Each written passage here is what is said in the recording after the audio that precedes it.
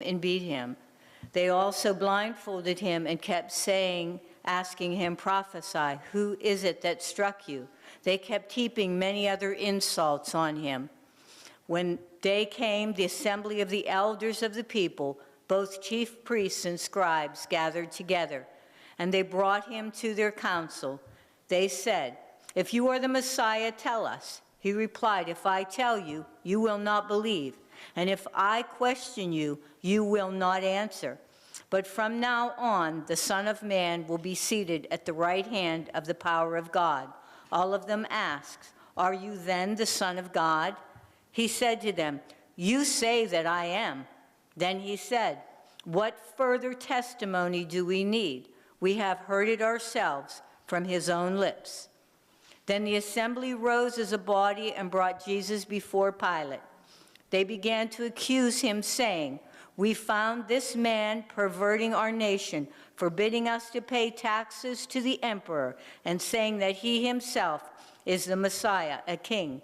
Then Pilate asked him, "Are you the king of the Jews?" He answered, "You say so." Then Pilate said to the chief priests and the crowds, "I find no basis for an accusation against this man." But they were insistent and said, "He stirs up the people by teaching throughout all Judea, from Galilee, where he began, even to this place." Are you the king of the Jews? It is you who say I am. Are you the king of the Jews? Well, you seem to be an ordinary man. Don't you realize I have the power over you? You would not have the power unless my Father gave it to you. Take him away, take him away. Crucify him yourself. If you're the king of the Jews and you make all the rules, why don't you save yourself? Why don't you save yourself? If you're the king of the Jews and you make all the rules, why don't you save yourself? Why don't you save yourself? Get up. Get up. Get up. You king of the Jews. Get up. Get up. Get up. Get up. Get up. Get up. Get up.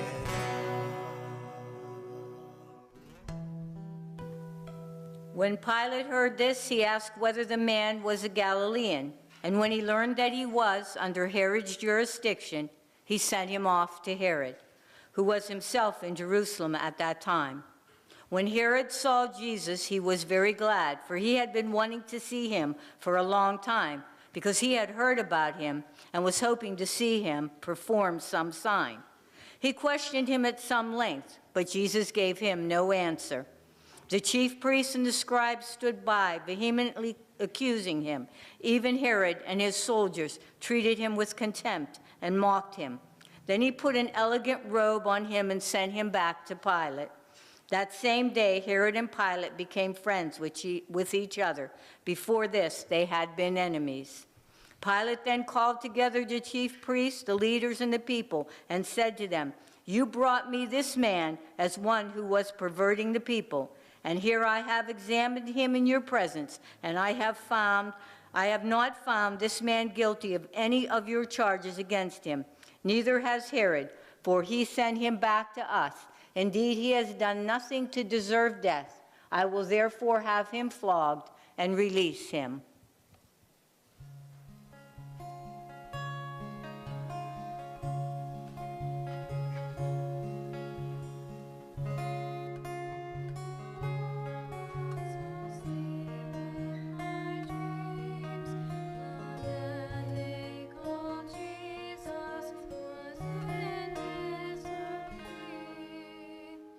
They whipped him, they beat him, they hung him.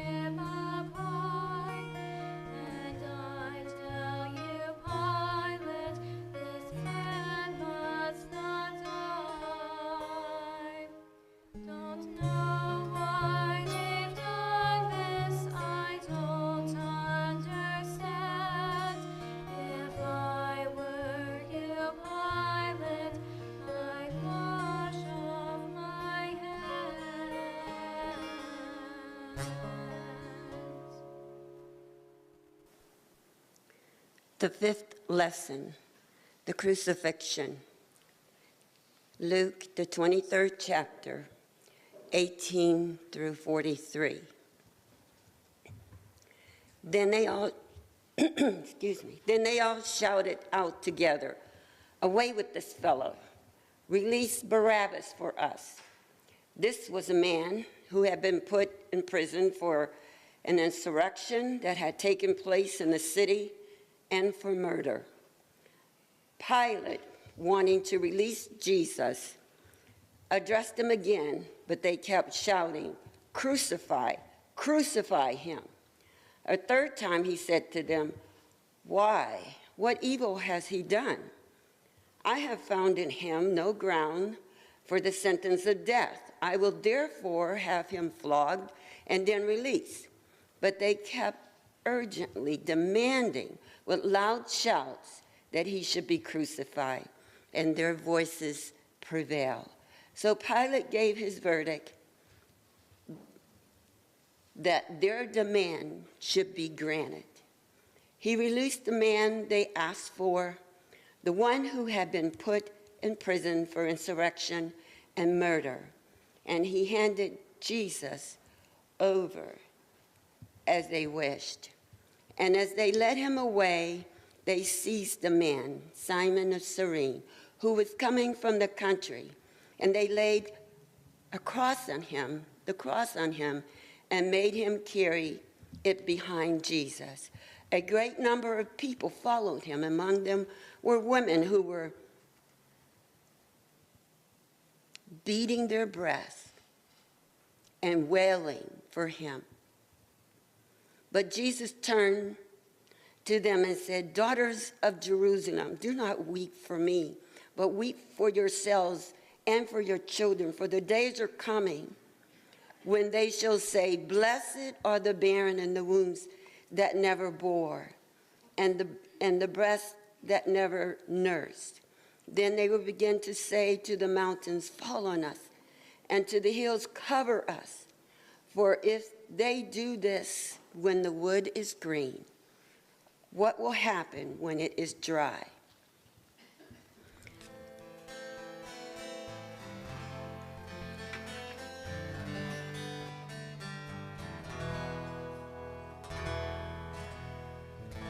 Don't waver, look into his eyes of saving love. Don't waver, look into his eyes of saving love. You needed some kind of friend, one that would stay to the end, one that would stay all the while. Someone without truth smile. Weep not for me, O Jerusalem. Weep for yourselves and your children, for I am the Father's true love.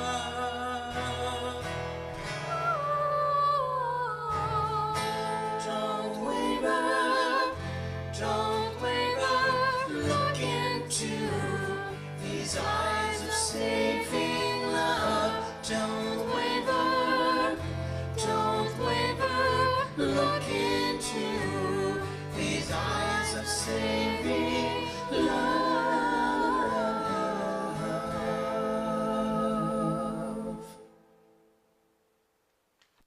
Others also who were criminals were led away to be put to death with him. When they came to the place is called the Skull, they crucified Jesus there with the criminals, one on his right and one on his left. Then Jesus said, "Father, forgive them, for they do not know what they are doing." And they cast lots to divide his clothing, and the people stood by watching. But the leaders scoffed at him, saying, "He saved others, let him save himself, if he is the Messiah of God, his chosen one." The soldiers also mocked him, coming up and offering him sour wine and saying, If you are the King of the Jews, save yourself. There was also an inscription over him, "This is the King of the Jews." One of the criminals who were hanged there kept deriding him and saying, "Are you not the Messiah? Save yourself and us." But the other rebuked him, saying, "Do you not fear God, since you are under the same sentence of condemnation? And we indeed have been condemned justly, but for we are getting what we deserve for our deeds. But this man has done nothing."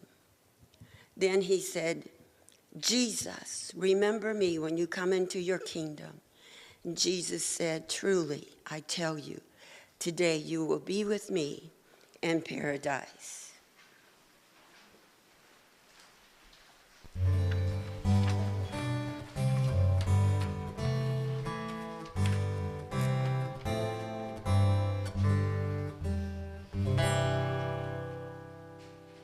Oh, sacred is the rounded by crown of piercing thorn.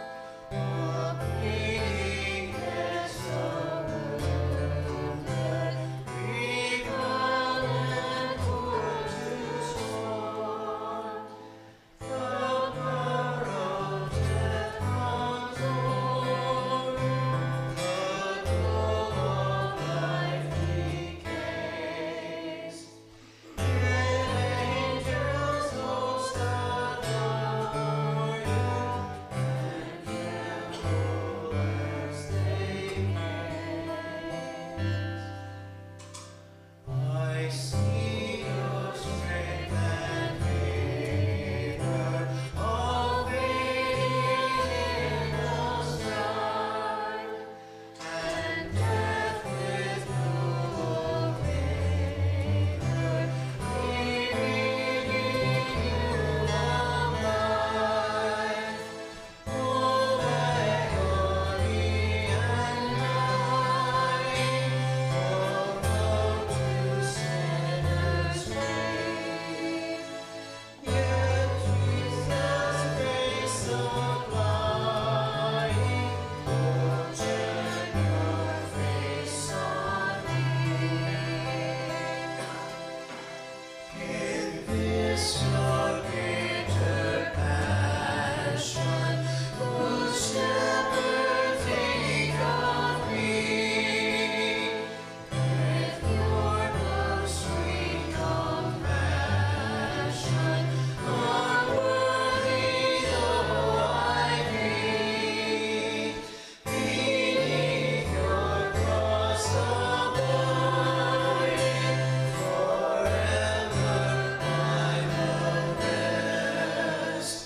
In your dear love abiding, and with your presence blessed.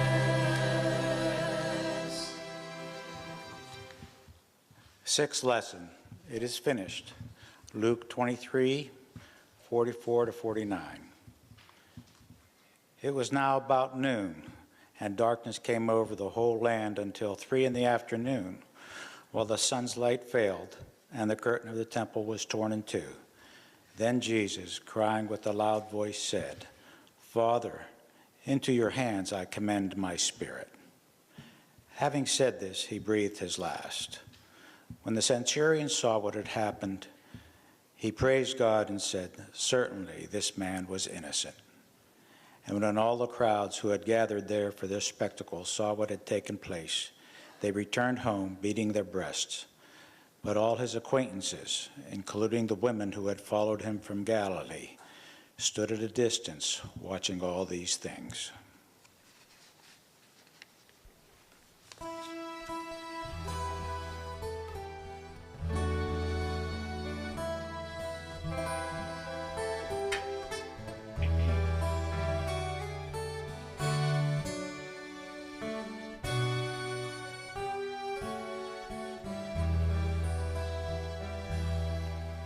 I can't stand to watch you fall.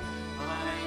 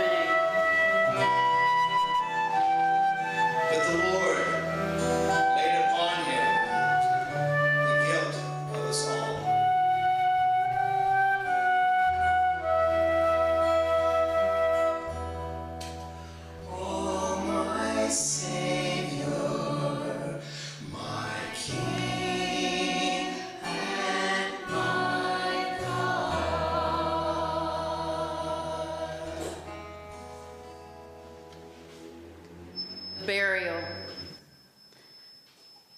Now there was a good and righteous man named Joseph, who, though a member of the council, had not agreed to their plan and action. He came from the Jewish town of Arimathea, and he was waiting expectantly for the kingdom of God. This man went to Pilate and asked him for the body of Jesus. Then he took it down, wrapped it in a linen cloth, and laid it in a rock-hewn tomb where no one had ever been laid. It was the day of preparation, and the Sabbath was beginning. The women who had come with him from Galilee followed, and they saw the tomb and how his body was laid. Then they returned and prepared spices and ointments. On the Sabbath, they rested according to the commandment. And herein ends the lesson.